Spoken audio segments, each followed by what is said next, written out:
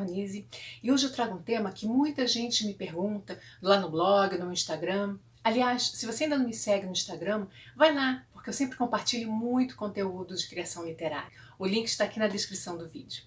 O tema de hoje, então, é sobre como criar uma página matadora que fisgue o seu leitor desde o início e não faça ele largar o livro até terminar a leitura. Quem joga xadrez sabe que o primeiro movimento é fundamental para o desenrolar da partida. Um movimento errado pode comprometer todo o resto e fazer com que o jogador perca. A mesma coisa é com as histórias. Uma primeira página mal escrita vai afastar o leitor, vai fazer com que ele largue aquele livro e não volte mais a ele. Mas como fazer para escrever uma primeira página que seja realmente atraente? E aproveita, já deixa seu like aqui no vídeo, que é para eu saber que você gosta desse tipo de conteúdo. E se ainda não é inscrito, se inscreve, ativa as notificações. Vem muito mais material de técnica literária pela frente. É importante lembrar que o que eu vou mostrar aqui são técnicas que são utilizadas por escritores e roteiristas há muito tempo, mas não são regrinhas mágicas. Tudo depende da forma como elas são aplicadas no seu texto. Começar de forma envolvente significa eliminar tudo aquilo que pode ser considerado chato pelo leitor. E uma das melhores formas de se começar uma história é com o elemento humano. O elemento humano ele provoca emoção e ele gera identificação com o leitor. Quanto mais cedo gerar uma emoção no leitor, criar laços com ele, mais cedo ele estará envolvido pela história. E a emoção pode vir de diversas formas: gargalhada, apreensão, comoção. A emoção ajuda a imprimir o clima da história. E ao imprimir o clima da história, já está trazendo algum elemento do gênero escolhido. Fantasia, comédia, romance. Uma forma tediosa de se começar uma história, que deve ser evitada, é trazer o passado do personagem para o primeiro plano logo no início. O que importa é o momento no qual se passa a história. Se há algum fato que seja realmente importante que o leitor saiba sobre o passado do personagem, pense se não pode ser trazido mais tarde, numa forma de flashback, por exemplo. A primeira técnica, então, que eu trago é: comece a história com conflito. Conflito é o coração da história, e quanto mais cedo você introduzi-lo para o leitor, mais cedo ele vai se sentir conectado com a sua narrativa. Mas não basta ser qualquer conflito, uma briga boba na hora do jantar, por exemplo. O conflito que você apresenta logo no início do livro, ou pedaço, parte do conflito que você apresenta no início do livro, deve estar intimamente ligado ao conflito principal da história. Um bom exemplo de história que começa conflito é A Guerra dos Tronos, do George Martin, primeiro volume das Crônicas de Gelo e Fogo. Diz assim: deveríamos regressar, insistiu Gareth, quando os bosques começaram a escurecer ao redor do grupo. Os selvagens estão mortos. Os mortos o assustam? Perguntou Sir Waymar Royce, com não mais do que uma sugestão de sorriso no rosto. Gareth não mordeu a isca. Era um homem velho, com mais de 50 anos, e vira os nobres chegar e partir. Um morto é um morto, respondeu. Nada temos a tratar com os mortos. Mas estão mortos? Perguntou Royce com suavidade. Que prova temos disso? Will os viu, disse Gareth. Se ele diz que estão mortos, é prova suficiente para mim. Will já sabia que o arrastariam para a disputa mais cedo ou mais tarde. Desejou que tivesse sido mais tarde. Minha mãe disse-me que os mortos não cantam, contou Will. Minha ama de leite disse a mesma coisa, Will, respondeu Royce. Nunca acredite em nada do que ouvir junto à mama de uma mulher. Há coisas a aprender mesmo com os mortos. Sua voz gerou ecos, alta demais na penumbra da floresta. Temos perante de nós uma longa cavalgada, salientou Gareth. 8 dias, talvez 9, e a noite está para cair. Sir Waymar Royce olhou o céu de relance, com desinteresse. Isso acontece todos os dias por esta hora. Você perde a virilidade com o escuro, Gareth? Will viu o aperto em torno da boca de Gareth, a ira só a custo reprimida nos olhos que espreitavam sob o espesso capuz negro de seu manto. Ele passara 40 anos na patrulha da noite, em homem e em rapaz, e não estava acostumado a ser desvalorizado. Mas era mais do que isso. Will conseguia detectar no homem mais velho algo mais sob o orgulho ferido. Era possível sentir-lhe o gosto, uma tensão nervosa que se aproximava perigosamente do medo. Will partilhava o desconforto do outro homem. Estava havia 4 anos na muralha. Da primeira vez que foi enviado para lá, todas as velhas histórias lhe tinham corrido ao cérebro, e suas entranhas se tinham feito em água. Era agora um veterano de 100 patrulhas, e a escura e infinita terra selvagem, a que os sulistas chamavam Floresta Assombrada, já não tinha terrores para si. Até aquela noite. Algo era diferente então. Havia naquela escuridão algo de cortante que lhe fazia eriçar os pelos da nuca. Cavalgavam havia 9 dias, para norte e noroeste, e depois de novo para norte, cada vez para mais longe da muralha, seguindo sem desvios a trilha de um bando de salteadores selvagens. Cada dia fora pior do que o anterior. Aquele tinha sido o pior de todos. Um vento frio soprava do norte e fazia as árvores sussurrarem como coisas vivas. Essa primeira página de Guerra dos Tronos já traz o iniciozinho, uma sementinha do conflito principal. Quem conhece a história sabe que virá pela frente uma grande luta contra os mortos. Então essa primeira página, ela planta no leitor essa ideia de que alguma coisa sombria, alguma coisa muito assustadora está vindo por aí. É um exemplo de que começar a história com conflito que esteja diretamente relacionado com o conflito principal é uma ótima forma de fisgar o leitor e mantê-lo interessado na trama. A segunda técnica que pode ser utilizada para começar a sua história de forma envolvente é começando com diálogo. Mas lembre-se de começar já no meio de uma conversa. Nada de começar com "Oi, tudo bem? Tudo bem, e você? E aí, como está indo?" Esse tipo de diálogo vai afastar o leitor. Começa já no meio, quando você já tem algo realmente importante a ser dito. E lembre-se, se você conseguir conectar esse diálogo de alguma forma com aquele conflito que vai aparecer lá na frente, muito melhor. Um exemplo de história que começa com diálogo é o livro Wicked, a história não contada das bruxas de Oz, do escritor Gregory Maguire. Começa assim. Deitada na cama amarrotada, a esposa disse: "Acho que é hoje o dia. Veja como a minha barriga está baixa." "Hoje?" "Seria a sua cara, perversa e inconveniente", provocou o marido, de pé na porta e contemplando o lado de fora, o lago, os campos, as encostas arborizadas mais adiante. Ele mal conseguia enxergar as chaminés de margens agitadas, de onde emanava a fumaça do preparo do café da manhã. O pior momento possível para o meu sacerdócio. Como era de se esperar? A mulher bocejou. "Não há muita escolha nesse caso, pelo que ouvi falar. O corpo fica deste tamanho e toma conta de tudo.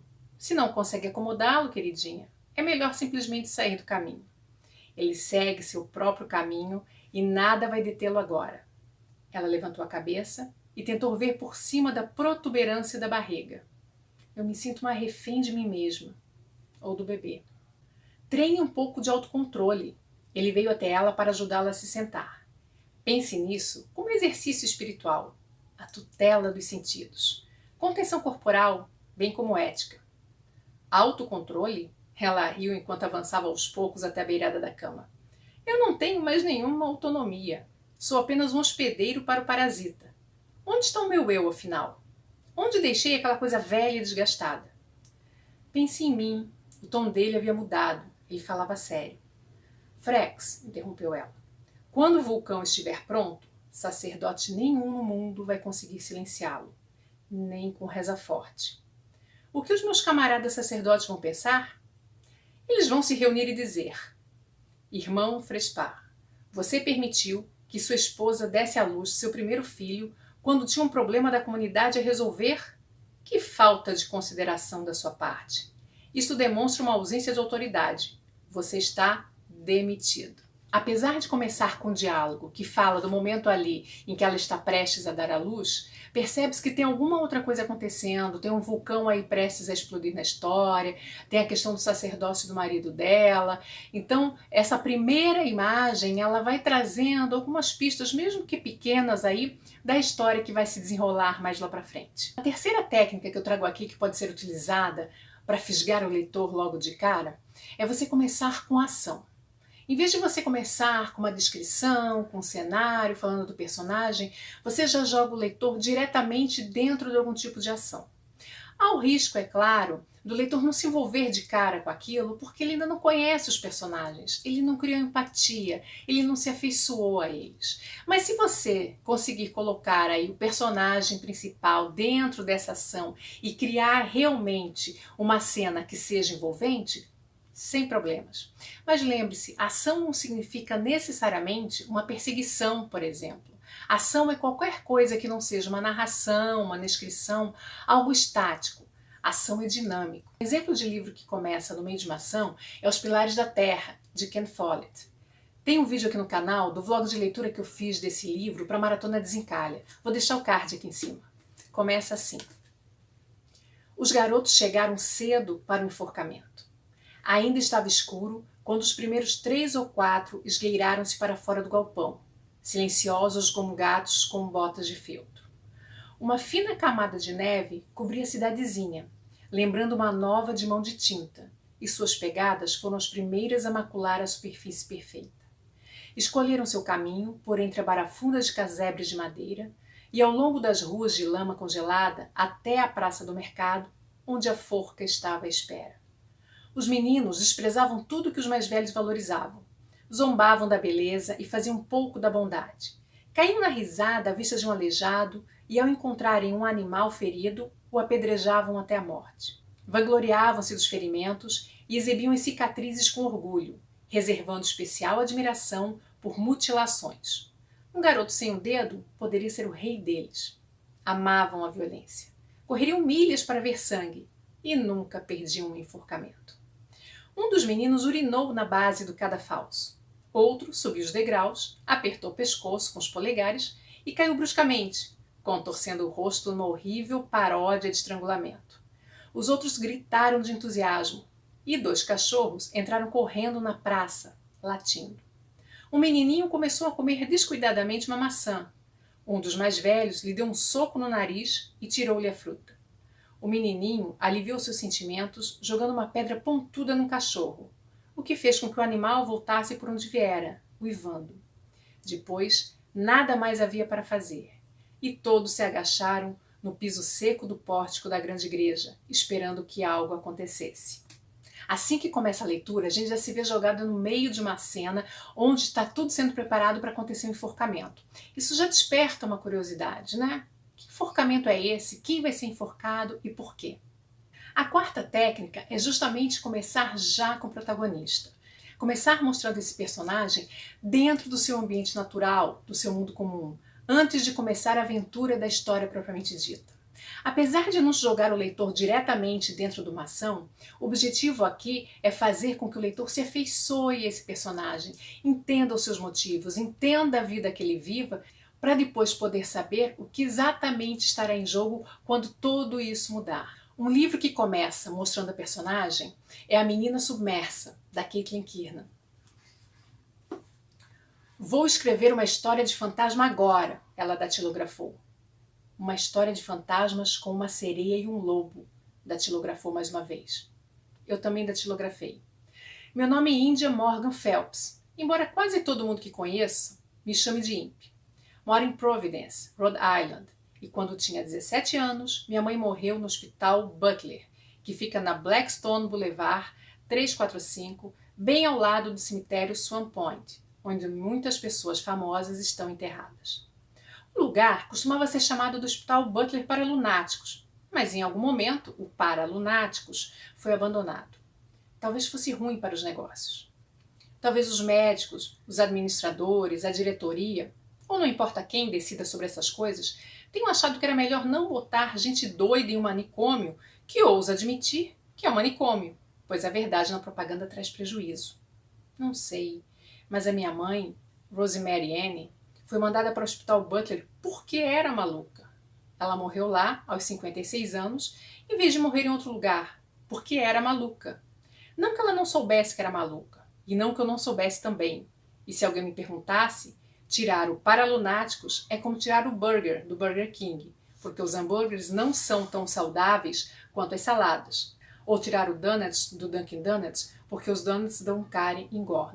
O que é interessante nessa abertura é que é um narrador em primeira pessoa, né? É a própria Impi aí que está narrando. Então ela vai se apresentando e o modo em que ela se apresenta, na verdade ela não se apresenta diretamente, ela não traz características físicas, mas ela vai apresentando a sua forma de pensar, né? Nesses primeiros parágrafos aí a gente já começa a saber mais ou menos como funciona o pensamento dela, né? O fato de tirar o Paralunáticos do nome do manicômio não esconde o fato de que sim, aquele é um lugar para pessoas que têm algum distúrbio mental. Então é muito interessante porque ela vai revelando aos poucos a sua forma de pensar e a gente vai conhecendo um pouquinho mais dessa protagonista. Comece com mistério. Essa é a quinta técnica. Mas mistério aqui não é mistério enquanto gênero literário, mas sim deixar algo subentendido, levantar uma fagulha de suspeita, gerar a curiosidade do leitor para que ele tenha um motivo para continuar lendo. Mas cuidado, não é para gerar a curiosidade por um motivo qualquer. Mais uma vez, esse motivo ele tem que estar ligado ao conflito principal da trama. Um exemplo de livro que começa dessa forma é o Fahrenheit 451, do Ray Bradbury. Queimar era um prazer. Era um prazer especial ver as coisas serem devoradas, ver as coisas serem enegrecidas e alteradas.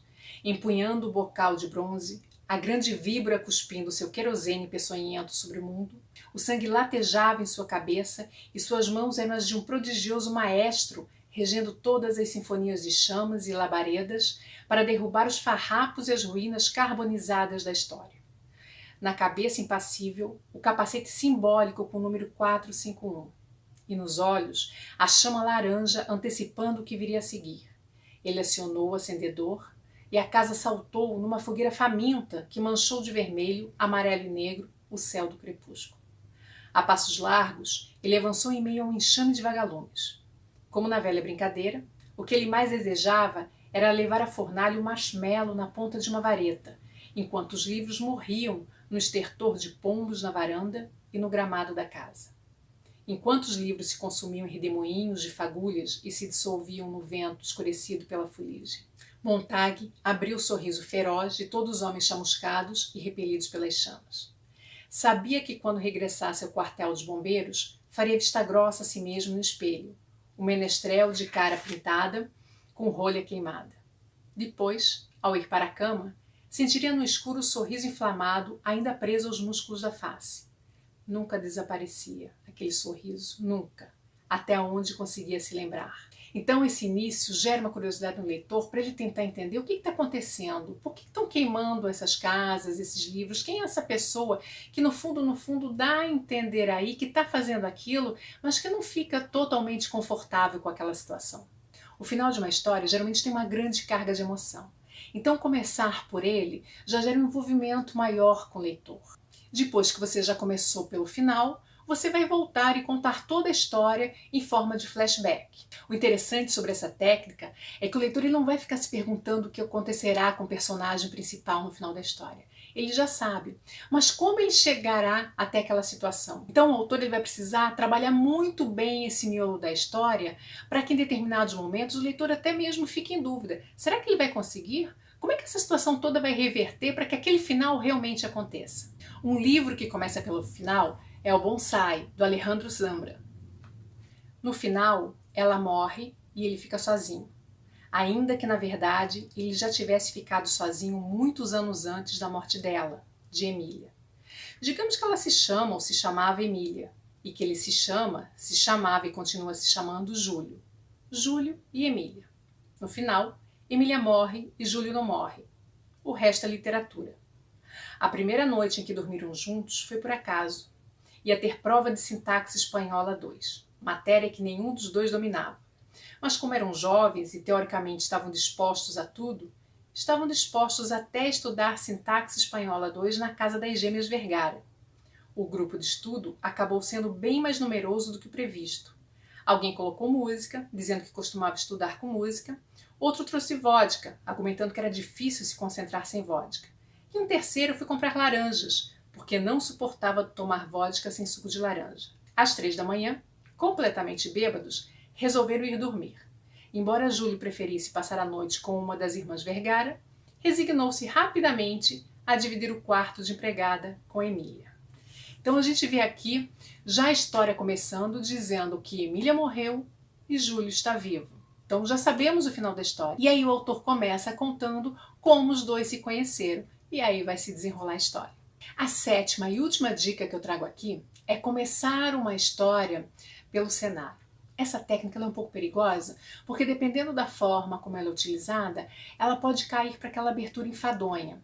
Então, para você optar por começar a sua história pela descrição do cenário, é porque esse cenário foge ao lugar comum, esse cenário tem alguma coisa de especial, esse cenário precisa ser apresentado logo de cara ao leitor para que ele compreenda a história.